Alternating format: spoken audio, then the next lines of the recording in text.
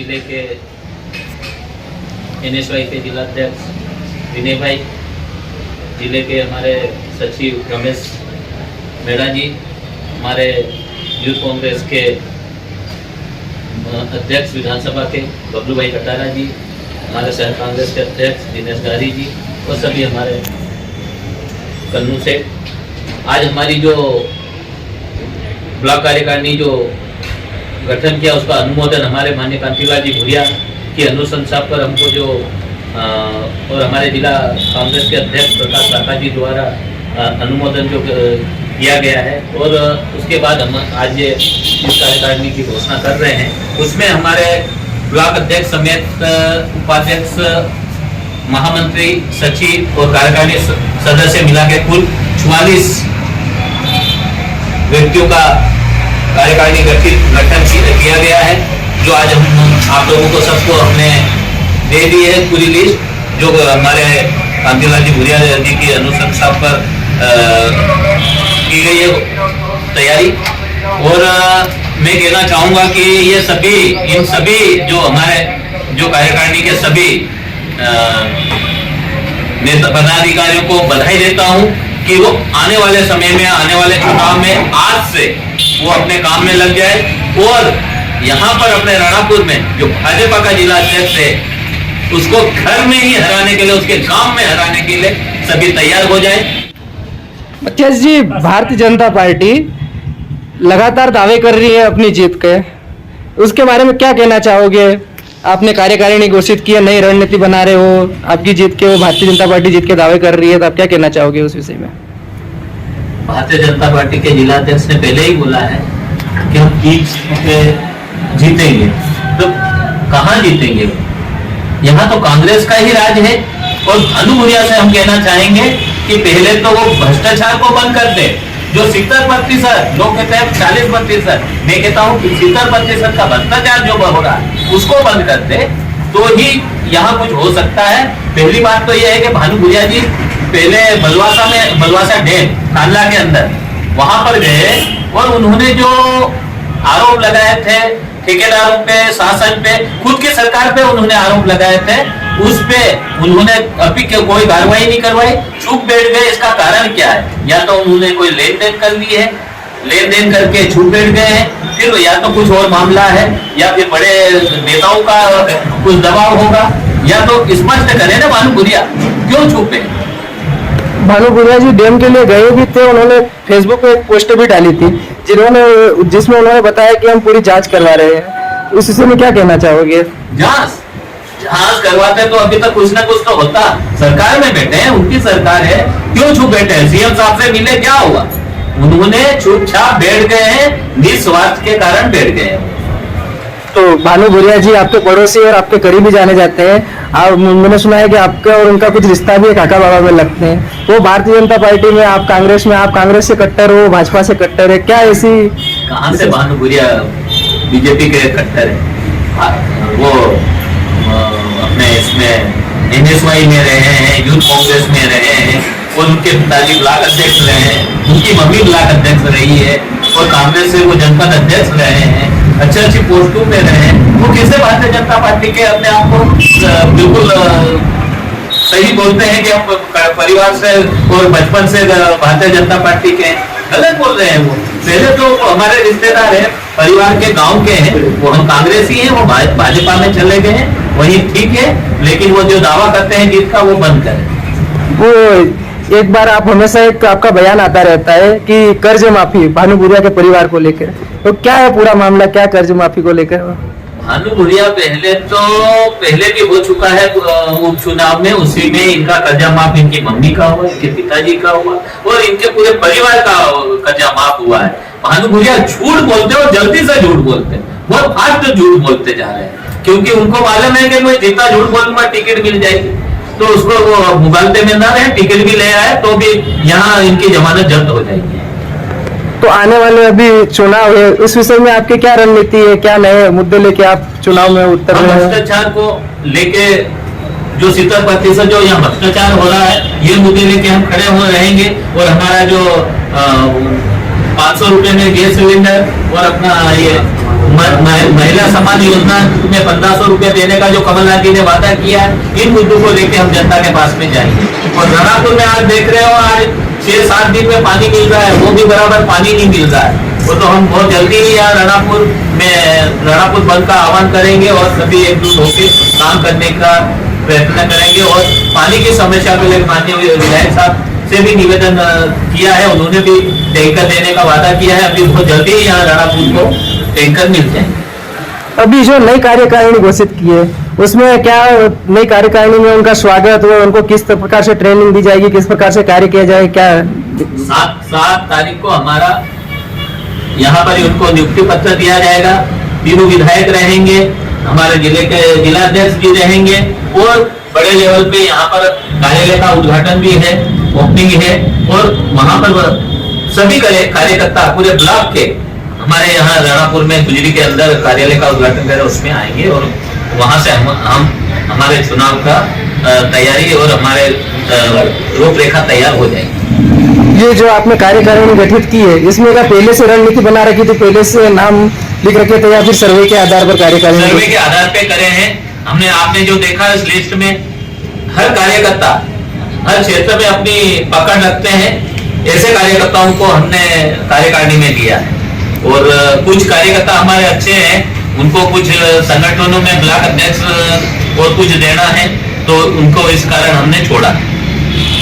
आज जो आपने प्रेस वार्ता रखी है, उसका मेन उद्देश्य क्या था? प्रेस वार्ता का मेन कारण क्या था?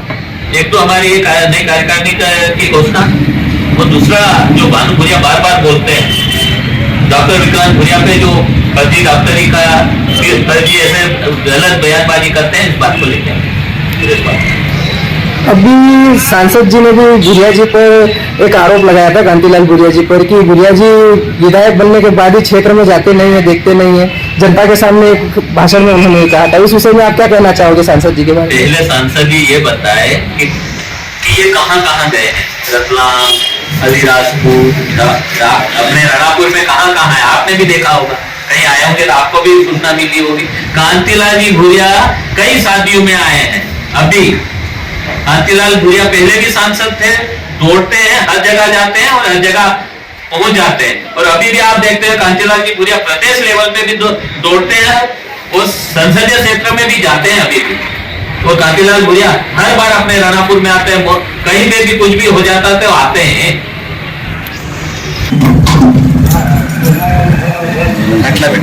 क्योंकि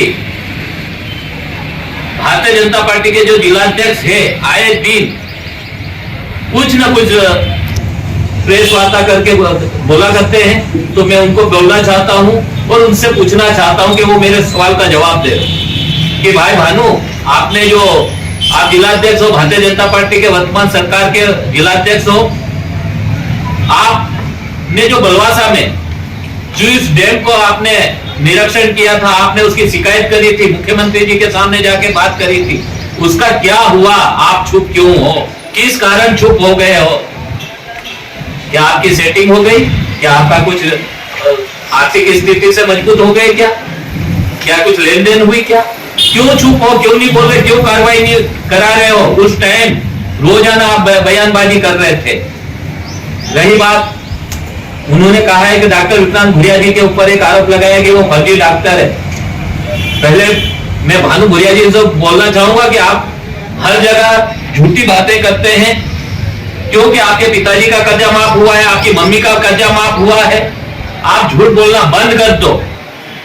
आज से हमारे ये जो नई कार्यकारिणी आपके खिलाफ, आपकी पार्टी के खिलाफ, चाहे कोई भी हो, उनके खिलाफ लड़ने के लिए तैयार हो गई है और हम बहुत जल्दी आपको इसका जवाब दे देंगे। और आने वाले चुनाव में आप कहते हैं कि हम 3 विधानसभा सीटें जीतेंगे, तो ये आपकी सोच गलत है। आप गांव में आपके बूथ इस बार जीतने में नाकाम रहोगे। हम अपने गांव की बात करते हैं। आप पहले गांव को संभालो, फिर उसके बाद 3 विधानसभा की बात करो। के सभी पदाधिकारियों की टीम गठित की गई है, तो मैं सभी ब्लॉक के पदाधिकारियों को बधाई देता हूँ, शुभकामनाएं देता हूँ। जैसा कि हमारे राणापुर के ब्लॉक अध्यक्ष मत्याज भूरिया जी ने बताया है कि हम सभी मिल के पूरे विधानसभा के चुनाव में दम से उतरेंगे। और हम बीजेपी शासन को ये कहना चाहते हैं, जैसे कि आपको सभी को पता होगा कि किस तरह से बीजेपी की सरकार में भ्रष्टाचार चरम पे है।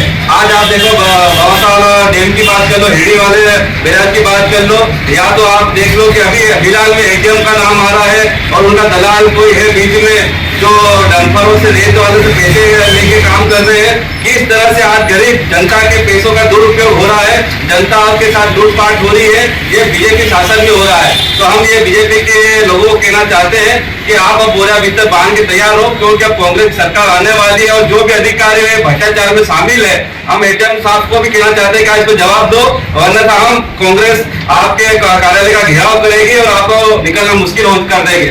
और हमारा भानु भुरिया जी से भी ये कहना चाहते हैं कि आप विकास भैया पे आरोप लगा रहे हैं कि फर्जी डिग्री है, तो आपकी 20 साल से प्रदेश में सरकार है, तो आप जांच कर पा ले, क्योंकि पढ़ने वाले लोग कभी किसी डरते नहीं, क्योंकि मेहनत के लोग हैं। इसलिए हमारा ये कहना है सभी पदाधिकारियों से, कांग्रेस से, कि आप तैयार हो जाओ और सभी पदाधिकारियों को शुभकामनाएं और बधाई देता हूँ। जो भारतीय जनता पार्टी के नेता राणापुर ब्लॉक में क्या पूरे जिले में एक फर्जी डॉक्टरों का जो जमावड़ा यहाँ डला हुआ है, उन डॉक्टरों को इनका संरक्षण है, यहाँ राणापुर के कई नेताओं का संरक्षण है, इसके ऊपर आवाज भानु भुरिया नहीं उठाएंगे। जो यहाँ अवैध बसें चल रही है, जो हमारे आदिवासियों को गुजरात लेके जा रही है, उनको भेड़ बकरी के जैसे भर के लेके जा रही है, उस पर आवाज नहीं उठाएंगे। ये तो केवल खाने की दलाली और बाकी ये दूसरों पे आरोप लगाने की दलाली, ये इनका काम है। विनय जी, आप किसी डैम पर गए थे, एक वीडियो आपका वायरल हुआ था जिसपे आपने मांग उठाई थी और एक ड्राइवर बताया था, क्या मांग मुद्दा था, क्या हुआ? हिरडी में जो बैराज बन रहा है वो 4 करोड़ के समथिंग था। तो वहाँ पे क्या है कि ठेकेदार और वो जो अधिकारी थे अपने रेखा मेड़ा, इन दोनों की साठगांठ हुई थी। वहाँ पे क्या है कि गलत सामान मतलब पूरा भ्रष्टाचार का लगा हुआ था। तो वहाँ पे हम जांच पे गए तो देखा तो वहाँ पे क्या रेत गारे वाली थी। उसके बाद जो नीचे का ग्राउंड रहता है वहाँ पे क्या है कि सामान मतलब पूरा भ्रष्टाचार का लगा हुआ था। तो वहाँ पे हम जांच पे गए तो देखा तो वहाँ पे क्या रेत गारे वाली थी।